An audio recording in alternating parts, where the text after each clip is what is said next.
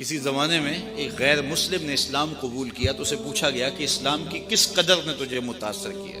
تو وہ بولا کہ سیرت کا صرف ایک واقعہ میری ہدایت کا سبب بن گیا۔ کیا ہوا؟ کہا مجلس رسول صلی اللہ علیہ وسلم لگی تھی، لوگوں کا ہجوم تھا۔ ایک شخص نے عرض کی حضور میرے لیے دعا کر دیجئے، میرا بچہ کئی دنوں سے گم ہے، مل نہیں رہا، مل جائے۔ قبل اس سے کہ حضور کے ہاتھ اٹھتے اور اجابت کے سارے در کھل جاتے۔ ایک شخص مجلس میں موجود تھا، کھڑا ہو گیا، حضور میں ابھی فلاں باغ کے قریب سے گزر کے آیا ہوں اور میں اس کے بچے کو جانتا ہوں، وہاں میں نے بچوں کے ساتھ کھیلتے ہوئے دیکھا۔ باپ نے جب سنا کہ میرا بچہ فلاں باغ میں ہے تو اس نے دوڑ لگا دی، فرمایا اسے بلاؤ۔ بلایا گیا، بہت جلدی؟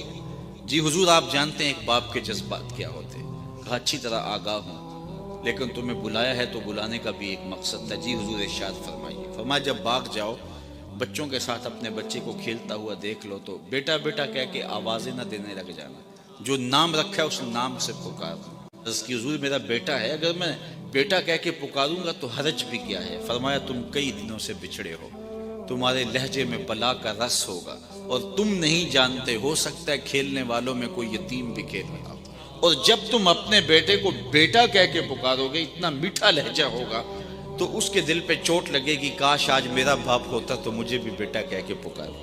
کہا یہ شوق گھر جا کے پورا کر لے، کوئی لاؤ تو صحیح کائنات میں ایسا۔ بیوہ کے سامنے اپنی بیوی سے پیار کرنے سے روکا گیا، یہ شریعت بیضا کا مزاج ہے۔ غریب کے سامنے اپنی دولت کی نمائش کرنے سے منع کیا گیا، بلکہ میرے حضور نے یہاں تک فرمایا اپنے گوشت کی خوشبو سے غریب ہمسائے کو تکلیف نہ دو، یا تو تھوڑا سا پانی زیادہ ڈال لو اور شوربے کی ایک پیالی ہمسایوں کے گھر بھی بھیج دو، اور اگر ایسا نہیں کر سکتے تو ایسے زاویے میں کھانا پکاؤ کہ اس کے بچوں تک مہک نہ پہنچے۔ بچے ہوتے ہیں، ضد کر بیٹھے تو وہ مزدور کیسے ضد پوری کرے گا؟ ان بلکتے بچوں کے آنسو کون پوچھے گا؟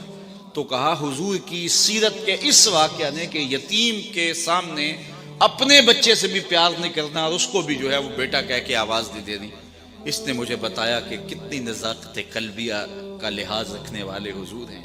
رب بھی قرآن میں کہتا ہے عزیز علیہ ما عنتم، تمہارا مشقت میں پڑنا نبی پہ گراں گزرتا ہے۔ اے امتی تیرے پاؤں میں کانٹا چبھے تو تکلیف مجھے ہوتی ہے۔